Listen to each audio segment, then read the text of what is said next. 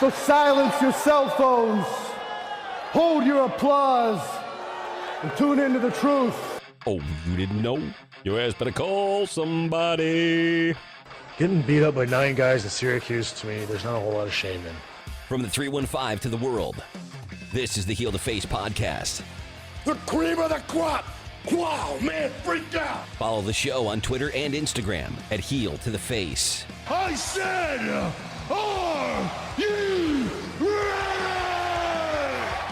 From Armory Square in downtown Syracuse, New York, let's send it now to Dustin, Brandon, and Jared. Bad luck seems to be my middle name. They might as well tag me up with my buddies from Syracuse. The Heel to Face podcast is back for another week. Joined as always to my right-hand side. You can find him on Twitter at Icebreaker21. If you're watching us on YouTube, he's on my right-hand side. He's on whatever side you want if you're listening on one of our podcast formats. You can find me on Twitter and Instagram at KRockJared. And most importantly, follow the show simply at Heel to the Face on Twitter and Instagram. Not that busy of a week in the world of professional wrestling. All started off with the Raw reunion from Tampa on Monday night. How could I get that wrong? It's Monday Night Raw, but either way. That's all right. Let's just start things off. What was your main opinion on Raw Reunion? I felt very fun, but when it comes to the storylines heading into SummerSlam, not too much progression. Yeah, there was no. I mean, it was just kind of a reunion night. Well, I mean, it was called a reunion, but it was just, you bring a bunch of people in, you just put on a little bit of a show and have a little bit of fun. I mean, honestly, the 24/7 championship, that was probably the most fun of the night. I mean, you had, you went from, Briscoe's in there, Patterson's winning the title, Kelly, Candice Michelle. And my favorite part of the night was Alundra Blaze was going to throw it in the trash, and then the $1 Million Man comes out. So, and yeah, that everybody got a prize. I watched a lot of the show in clips, but I would say that would probably be my favorite part of the night as well. For sure. I'm always a firm believer that Alundra Blaze is the reason that Bret Hart got screwed back in the day. Do you believe in that? I mean, that's always been my theory. Yeah, I think it's a valid theory. I mean, where would Vince have the idea that would happen if Alundra Blaze didn't do it? I mean, that's why Bret Hart wanted to get that, or Vince wanted the belt off Bret Hart, in my eyes, because after Alundra Blaze did that, I mean, that's bad enough it was the woman's belt. In the 90s, the woman's belt was not the greatest, but after getting an example of what Eric Bischoff wanted to do and how he wanted to go at the Monday Night Wars, obviously, if he could do that with Alundra Blaze and the women's belt, you don't think he would have been calling up, and if maybe did call up Bret Hart and said, I don't care about the amount of money, bring that belt to Monday Night Raw, throw that thing in the trash right here on Nitro, Well, speaking of Bret Hart, I was reading a lot of reports that he was invited to the reunion show and declined. So he's good enough for AEW these days and not WWE. I thought that was kind of interesting. Well, yeah, Jim Ross declined, obviously, but that's probably out of professionalism to the fact that he's... I would say JR more so. Like, I mean, I figured Bret Hart was more of maybe like a one-off with AEW. Maybe there's a contract agreement in there, but why would WWE offer the invitation if, he was not like considered a free agent or could kind of show up whenever he wants to any appearance? So I thought that was kind of interesting. Overall, I mean, it was just kind of those classic nights. I mean, they had what was her name? I'm trying to think. There was Tori Wilson. That was Kelly won the 24/7 belt. Well, who was the girl that always did the splits back in the day?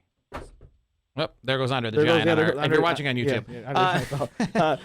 Who was the girl that did the splits back in the day? You're talking Melina. Keebler? Oh, Melina. Yes. Melina was there. That was cool. And then it was cool to see that whole segment with Bischoff and everybody in the back. That was all right. I mean, that was kind of cool. Overall, I mean, the matches were okay. And what I read online was the whole DX and the new they call it the OC now. Yes, is what we're going by.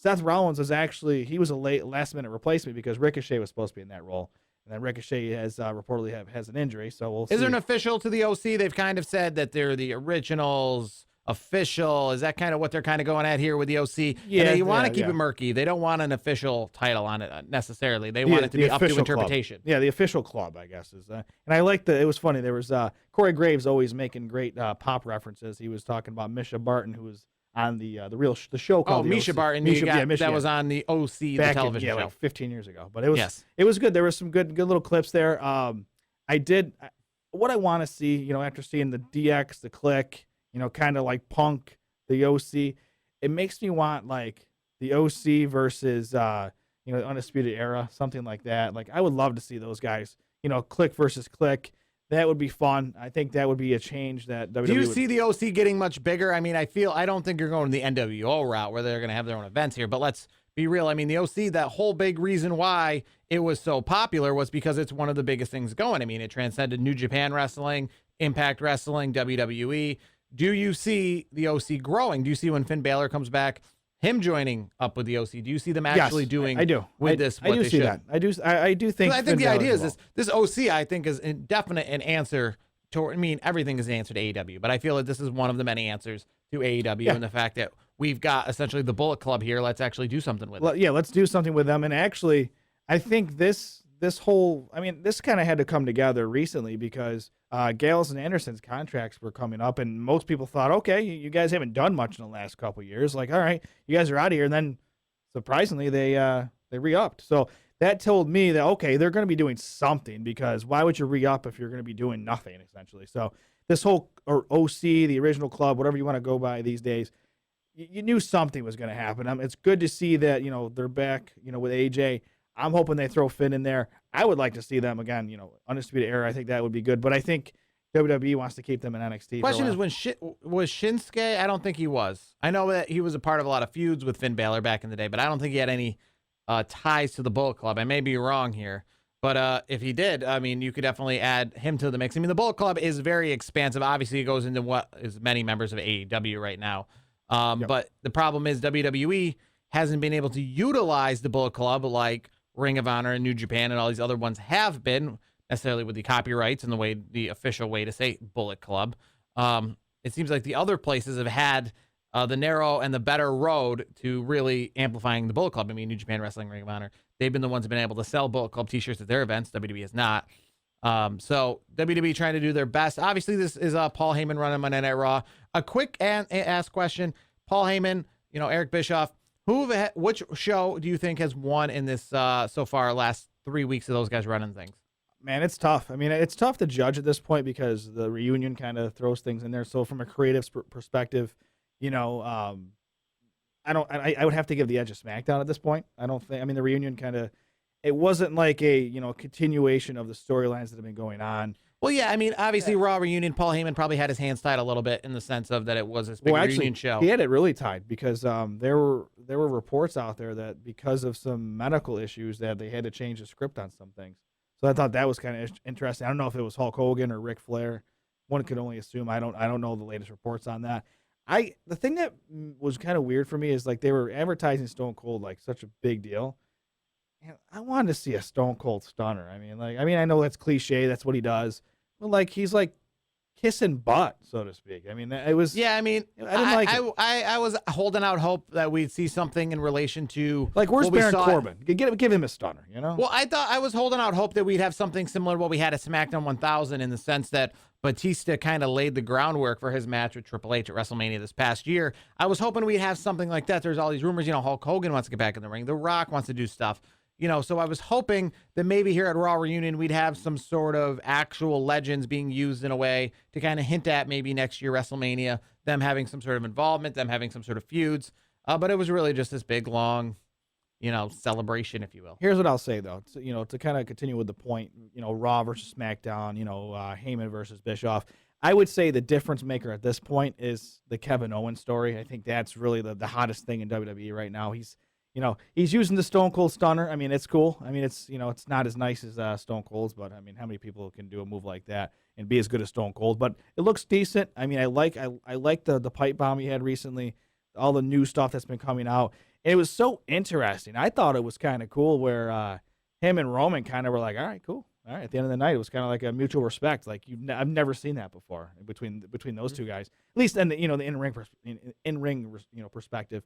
I mean, obviously they respect each other outside their ring. I mean, storyline based, it was kind of cool to see them kind of cross paths in a non-confrontational way. It was kind of like we're friend, the enemy of my enemy is your friend kind of thing. Like, because they both don't like Shane McMahon. So it was kind of, it kind of worked out, but it was kind of cool to see that at the end of the night. That was something I enjoyed. So I'm kind of hoping overall, I think the next pay-per-view here, SummerSlam, is going to be good. What do you see on the SummerSlam card, essentially, that hasn't been announced yet? I mean, not counting, the Cruiserweight Championship or a tag team match, But so far, I mean, we have 6 matches. Obviously, the feuds that we're familiar with, Finn Balor versus Bray Wyatt. Finn Balor most likely, and I hope he loses this match, obviously, because you're bringing back Bray Wyatt and you want to do something good with him. Finn Balor's going away for a little bit after the pay-per-view. I personally, last show, I thought he was going away pretty much after Bray Wyatt's debut, but it will be after SummerSlam. So Finn Balor will be there till at least the event. I mean, you have the 2 championship matches, the 2 women's championship matches. But, what are we doing with Baron Corbin here? What are we doing with Drew McIntyre? Where do you see them they on the horizon at SummerSlam being used? I mean, honestly, only 6 matches announced. It'll probably be about 11 or 12 before we're done. They've kind of taken a back seat. I mean, Baron Corbin especially. I mean, he's taken a big back seat. I haven't even really seen him on TV in the last few episodes. So, I mean. And what are we doing with Lacey Evans now she's back out of the picture? Yeah, I mean, what do we do there? I mean, I know that it hasn't been announced yet, but the big news going around the wrestling fan circles online is we're gonna have Charlotte versus a mystery opponent that is maybe from Canada, Trish Stratus. I think that's the rumor mill that I've been hearing, I can't really think of anyone else who's from Canada in the women's wrestling world. I mean, there are a few. I think there's some maybe not so well known essentially to be from Canada. But it's Trish Stratus is the obvious choice. I mean, Trish Stratus is from Toronto, and she's still in great shape. She's still, I mean, she proved at the Evolution pay-per-view that she could still go. I'm not, you don't obviously expect her to be in there, full time. I feel like Charlotte would be carrying a lot of that match if they face off. I don't think so. I think Trish could still go. She still works out. I'm not saying she can't still go, but I feel like Charlotte is just such the workhorse, especially with WWE. They definitely. Are you at the point where a lot of fans are right now with WWE in the sense of Charlotte, just being a little too overused? Yeah, it kind of reminds me of I know a lot of people had issues with the Roman Reigns effect for a long time. That's kind of where we're at with Charlotte Flair. I personally I'm over it. That's why I'm so glad to see, you're going to see Becky Lynch and Natalya. That's something different. I like Bayley and Ember Moon. I think that's something different. It's good to see Ember Moon's finally getting a little bit of a push, and she kind of showed a little bit of edge. She made her debut last year in New Orleans the night after WrestleMania, and I feel like she got a push right away. I want to say she was right in the women's title match, with the next pay-per-view, but then cooled right off and kind of. Well, it was kind of back to nowhere. I mean, it kind of sounds familiar, like Apollo Crews for a short time. Like he had it wasn't like he won a championship, but he was in the mid card, championship picture for a short time when he debuted. I remember, and where's he been? I mean, that's a guy that he's super talented. He's strong. He's fast. Super athletic. WWE has misused him, I think, and that's the kind of guy I want to see get a push. I want to see what they'll do if they'll do more with Apollo versus Andrade. I like those matches. That's been fun. Where do you see Andrade at SummerSlam? I mean, I've seen him kind of getting his hands in a few different things. Do you think Shinsuke? Where do you see Andrade? Yeah, I could see. I think Andrade and Shinsuke's. I think that's a fair match. I think that's a good match at this pay-per-view. I mean, I think it's going to be a decent show. I mean, I don't really like the main event of the show because I'm not a big Brock Lesnar guy. We know that, but do you think we could have Shawn Michaels versus Dolph Ziggler? Do you think that's a possibility? Or that was just a one-off for SmackDown? I think that was a one-off. I think that was just he was there. They used him because I mean he was actually supposed to be at the announce table. Now he was supposed to sit there and call matches, and I guess they changed it to Miz TV, which turned into him, Miz, and Ziggler. I thought that was kind of interesting, where they were kind of having that back and forth, and Miz kind of had Shawn's back there, so that was interesting. I would be highly surprised to see HBK in a match. Well, I'm just saying, heading into SummerSlam so far, what I'm looking at is really not a pay-per-view on paper that looks any better than any pay-per-view we've had in the last few months. Stomping Ground may be better than that, but I mean, coming off what was a pretty good Extreme Rules, and obviously Money in the Bank to many fans is the current King of the Ring, I guess, or the current Survivor Series. It's one of the main pay-per-view events, Money in the Bank. And with the card at Money in the Bank, not necessarily the results, but the card itself, it's kind of hard to look at SummerSlam and really see why it sticks out as the WrestleMania of the summer. Yeah, it'll be a good show, but by SummerSlam standards, it's one of the big 4 pay-per-views of the year. Not good. I mean, it's good for one of those, off top 4 pay-per-views. I think it's a good card, but when I personally think, SummerSlam is a bigger event than Survivor Series. I always thought SummerSlam was bigger than the Royal Rumble, because the Royal Rumble I really like, but it has a tie into WrestleMania and that. But I always felt SummerSlam, the whole goal was to be the WrestleMania of the summer in the sense that there's no stipulated It hasn't matches. been like that, It's though. literally like WrestleMania where you just try to put the most blockbuster matches. And it has, in a way, been, I mean, like that. I mean, Brock Lesnar's always been a part of it. You put The Undertaker in a couple years ago. unfortunately, yeah. Well, I mean, Yeah, they wouldn't bring him in if he wasn't selling. I mean, I don't know if you saw, but the night after he won the championship, ticket sales went up 20%. Well, yeah, because he's a name. It's not, the diehard wrestling fans are over it. I know you're. Well, the problem with those diehard wrestling fans is they're the reason why these arenas are only half full versus. Well, here's no, it's selling. not. It's not even that. It's the product that WWE puts out. Like they're not. The storylines haven't been good. That's why people are going to AEW and watching that now. Because AEW, I know is good, I know good you stuff don't right like now. Brock Lesnar, but I'm trying to think. Without Brock Lesnar in this main event, could you think of a Brock Lesnar free SummerSlam? I mean, Yeah, I could. we're just I talking about the fact that this card itself already looks pretty weak. It's predictable. It's Brock's gonna win, and that's it. Well, I don't know why that's predictable. That's predictable because Brock's gonna win. Now that Brock, he shows I up feel, 4 times a year. But I feel now that Brock has got more of a full-time role in WWE in the sense that he is officially retired from UFC, and he is going to make I like the way you use full time there. He's not full time. His version of full-time. Well, I wish my full time was like that. Well, I mean, yes, in the normal world, he shows up 4 times a year and cashes a fat check.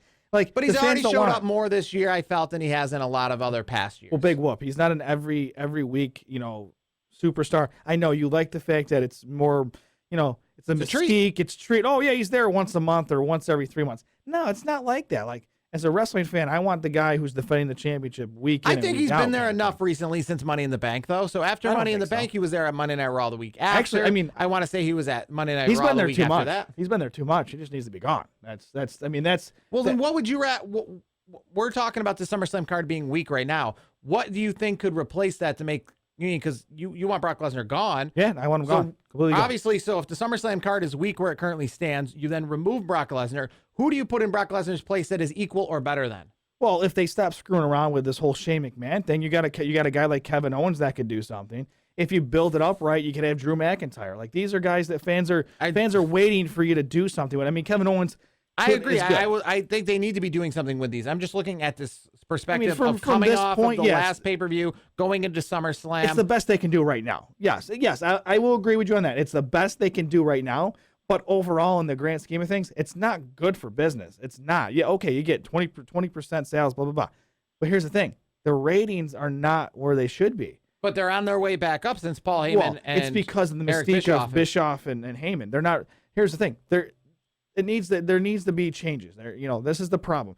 Guys like Brock Lesnar are ruining WWE. It's as simple as that. Guys just need, guys like him need to stay away. Like, I don't mind if they do like the Ronda Rousey thing. That's completely fine. But you have to, you got to be there more. You have to be there more often. And he's been there a little bit, but like Brock Lesnar, he's left a bad taste in a lot of fans' mouths. Like, it's time to move on. WWE, this is what the best they can do at this point, but they should have built Drew McIntyre up better. I mean, at this point, they, Baron Corbin. I mean, I'm not a big Corbin guy, but I mean, at least he's there every week. He's putting on a show. I mean, yeah, he's doing a great job as a heel. I mean, we all agree there, but they're not building superstars up where people are really getting invested in. Like, all they have to do is build a guy like Drew McIntyre, and Kevin Owens already has a backing, but build a guy like Drew McIntyre. If you give him a little like push, so to speak, fans are gonna get behind him because they like guys like Drew McIntyre. Yeah, things happened with him back in the day. The Chosen One, I think, was Vince called him. With 3, and then they had the 3MB thing, and that kind of fell flat. And then, and then he came back, NXT, he did a good job there. And then he's done some things on his next run with WWE. But here's the thing. He was hot. He was on fire. And now you just leave him. You just leave him, kind of out there like, oh, well, I'm going to have him be the referee and the lackey for Shane McMahon. Like, that's more of a Baron Corbin thing at this point. So overall, they should have used him in a different manner. I think if you take the whole Kevin Owens, Shane McMahon thing out, which I know eventually they're going to phase Shane McMahon out. Well, we at least hope so. Kevin Owens is going to be the hottest thing in WWE for a while. I want to end things out this week on the fact that it's official. The first AEW television show has been announced. It will be October 2nd. It's a Wednesday night. It is live from the Capital One Arena. That is the real big arena in Washington, D.C. That is the home of the Wizards, the Capitol. So it's not some sort of offshoot like we've been talking before. Again, this is their first TV show. Do you see them following through after? Because obviously they're going right in for a full arena, Washington, D.C., which isn't even their typical market. They've been doing Jacksonville, that kind of thing. So Washington, D.C. is an untapped area when it comes to this AEW revolution. Do you see week 2 coming to you from the Wells Fargo Center in Philadelphia or the arena that Raw was in Tampa? No, I don't. I think, and that's not a slight on AEW. I think, because it's the first show, it's it's something fresh. You're not going to do it from the War Memorial in Syracuse for the first show. It's a big deal. So it'll be a pay-per-view event. Yeah, it's essentially it'll be people wondering what we're going to see. Exactly. New eyeballs. XFL game day week 1, AAF week 1, that kind of thing. And then here's the thing. I will say this. I mean, going forward, you'll see them in little, places, markets with arenas. 5,000. Yeah, like a Syracuse War Memorial or, the Utica Oz. Binghamton.